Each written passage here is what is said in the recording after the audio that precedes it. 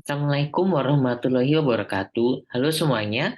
Kali ini kita akan membahas tentang konsep dasar media pembelajaran untuk teman-teman mahasiswa PGSD STKIP Pangeran Dharma Kusuma. Oke, teman-teman, konsep dasar media pembelajaran. Apa itu? Nah, media pembelajaran ini memiliki beberapa tahap proses, teman-teman. Jadi, yang pertama adalah pre-stage. Pre-stage ini adalah terdiri beberapa hal, yaitu ada student karakteristik dan juga teaching context. Jadi, ketika kita akan menggunakan sebuah media pembelajaran, kita harus melihat tentang karakteristik siswa kita mengenai apa saja.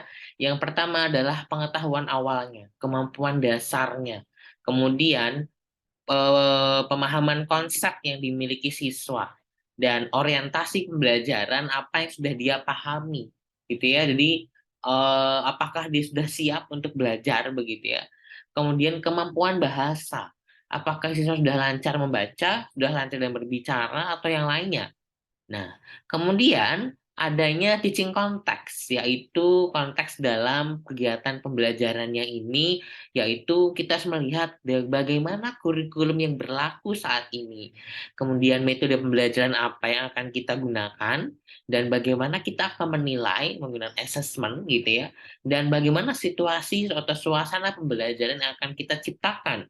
Ini saling berinteraksi, timbal balik gitu ya, antara student perception dengan teacher perception. Nggak bisa kita satu arah gitu. Kemudian ada proses. Dari presage ini ada proses yang dia akan menghasilkan sebuah produk. Proses ini bisa kita lakukan secara mendasar gitu ya, ataupun sekedar untuk mencapai sesuatu gitu ya, atau mendalam mendalam eh, terhadap apa yang ingin guru capai gitu ya. Kemudian produk di akhir dari proses ini ya.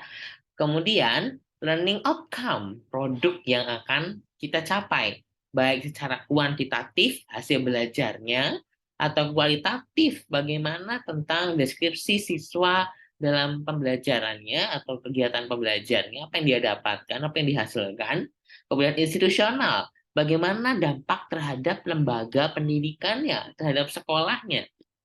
Kemudian, bagaimana efektif ataupun sikap dari yang siswa harapkan setelah Anda menggunakan media pembelajaran ini, apakah mereka akan antusias, meningkatkan minat, atau apa. Nah, kembali berputar kembali sini adanya efficacy belief relearning dan efficacy belief reteaching. Maksudnya adalah kalau efficacy belief relearning akan memunculkan bagaimana siswa ini memiliki kemauan, apa namanya, kepercayaan diri untuk belajar kembali, gitu ya. Kalau efficacy belief reteaching, bagaimana motivasi ataupun bagaimana guru akan mengajarkan kembali atau menggunakan media tersebut, gitu ya.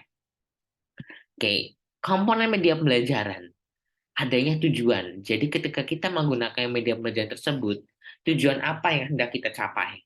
Kemudian materi apa yang akan kita ajarkan, yang mana akan menggunakan media tersebut, sehingga media tersebut menjadi sebuah medium, menjadi sebuah pengantar materi agar tercapai dapat dipahami siswa. Kemudian metode apa yang kita gunakan sehingga media ini menjadi sebuah pendukung dalam kegiatan pembelajaran menggunakan media tersebut. Kemudian, nah, media di sini apa yang mau kita gunakan sehingga apa yang akan kita sampaikan itu tersampaikan juga pada siswa kita atau mahasiswa kita. Kemudian evaluasi pembelajaran. Nah, di sini evaluasi pembelajaran apa yang dapat mengukur sejauh mana keberhasilan kita dalam mengajar. Apakah sudah bisa A, B, C, gitu, atau belum bisa sesuatu. Oke, selanjutnya adalah media.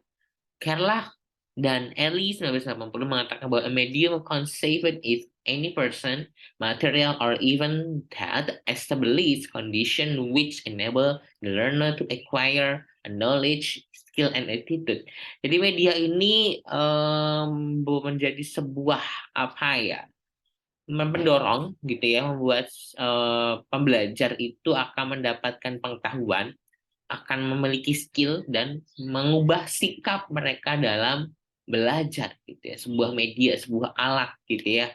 Kemudian Henry mengatakan a medium, media gitu ya, yang memberikan makna sebuah komunikasi dan juga sumber gitu. Jadi media bisa sebuah bagaimana mengkomunikasikan sesuatu dengan media tersebut, bagaimana kita menggunakan media sebagai sumber gitu ya.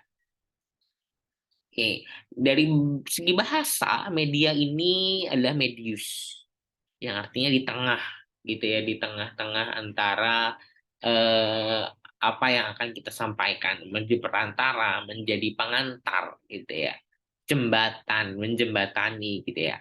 Kemudian purpose of media to facilitate communication and learning ini Heinrich. Jadi media ini berfungsi sebagai pengirim pesan gitu ya. Jadi pertama pengiriman pesan ya, pesan yang kita punya, kemudian adanya pesan itu, kemudian ada penerima pesan. Bagaimana pesan ini dapat tersampaikan ke penerima pesan, artinya harus menggunakan media.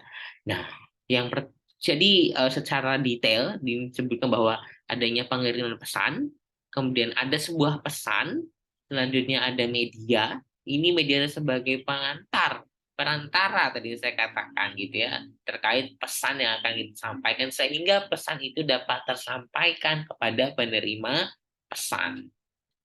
Fungsi media. Nah, media ini berfungsi untuk menangkap objek, peristiwa tertentu yang diabadikan melalui merekam video, gambar. Bisa kita menggunakan kamera, kita menggunakan sebuah video, handycam gitu ya, kamera digital gitu. Kemudian kita dapat menggunakan media sebagai manipulasi keadaan, peristiwa, objek dengan menyajikan bahan abstrak jadi lebih konkret. Kita membuat sebuah miniatur, kita membuat sebuah media, kita membawa bendanya langsung. Misalnya kita mengatakan apa namanya sebuah dadu, atau kita mengatakan gunung meletus gitu ya, sebuah gunung. Kita bawa gambarnya, kita bawa benda itu, bagaimana dapat menjadi sebuah benda manipulatif gitu ya. Contohnya dimisalkan gitu ya. Kemudian menambah gairah motivasi bagi siswa. Jadi siswa akan lebih interest gitu ya, lebih tertarik. Oh, begitu. Oh, seperti itu gitu yang diharapkan. Dia akan tertarik. Kemudian memiliki nilai praktis, mengatasi keterbatasan pengalaman siswa dan mengatasi keterbatasan dan kelas. Jadi kita bisa belajar dari televisi, belajar dari internet. Siswa dapat bebas belajar dimanapun tanpa ada batasan gitu ya.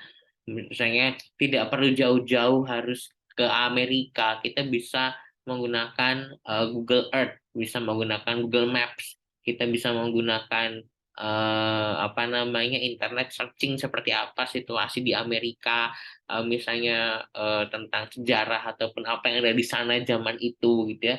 Kita bisa kembali juga ke masa lalu dengan media internet misalnya. Kontribusi media menurut Ham dan Dayton 1985 mengatakan bahwa penyampai pembelajaran dapat lebih terstandar gitu ya. Ada standarnya menggunakan media apa gitu ya. Jadi lebih bagus. Kemudian pembelajaran dapat lebih menarik dan interaktif menggunakan media video, gambar dan sebagainya berinteraksi gitu ya. Waktu lebih efektif, kita tidak perlu jauh-jauh harus ke sana, di kelas kita tetap bisa mengkondisikan siswa seperti belajar di sana gitu ya. Kemudian adanya kualitas belajar lebih meningkat, lebih berkualitas karena siswa tidak hanya dengan ceramah misalnya atau tanya jawab, tapi mereka akan memperhatikan sebuah demonstrasi. Kemudian proses pembelajaran berlangsung kapanpun, dimanapun, di rumah bisa gitu ya, mereka akses internet, akses apapun. Kemudian sikap positif siswa dapat ditingkatkan, guru tidak menempatkan diri menjadi satu-satunya sumber. Kita bisa melakukan video YouTube, kita bisa membuat sebuah diorama sehingga mereka akan praktik langsung seperti adanya lembar kerja seperti itu ya.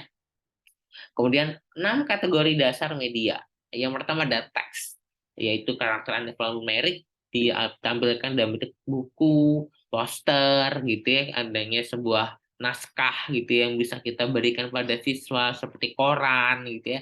Siswa nanti akan membaca sebuah majalah gitu. Audio ini bisa suara orang, musik gitu ya. yang nanti akan siswa dengarkan.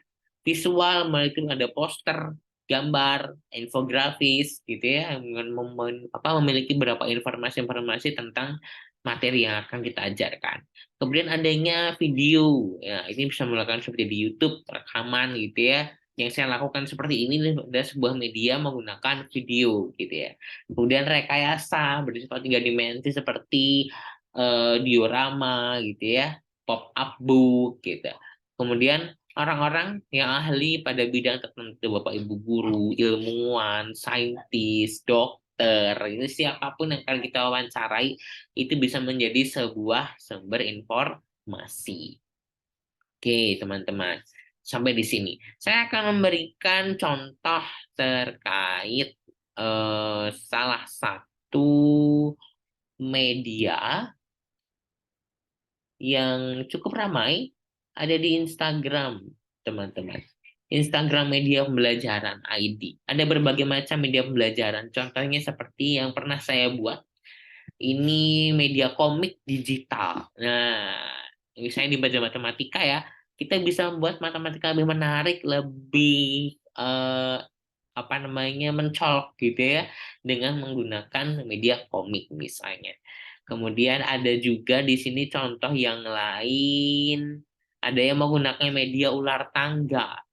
Ada berbagai macam teman-teman ide-ide yang bisa teman-teman gunakan dalam belajar untuk siswa-siswanya agar lebih menarik. Misalnya melakukan ini diorama seperti ini gitu ya. Contohnya ini bisa menggunakan media gambar dan tulisan sehingga siswa akan lebih paham tentang peredaran darah gitu seperti ini ya. Oke, teman-teman, itu saja untuk materi hari ini. Semoga bermanfaat untuk teman-teman semua. Selamat bereksplorasi dan mari kita diskusi setelah teman-teman menonton video ini. Terima kasih. Wassalamualaikum warahmatullahi wabarakatuh.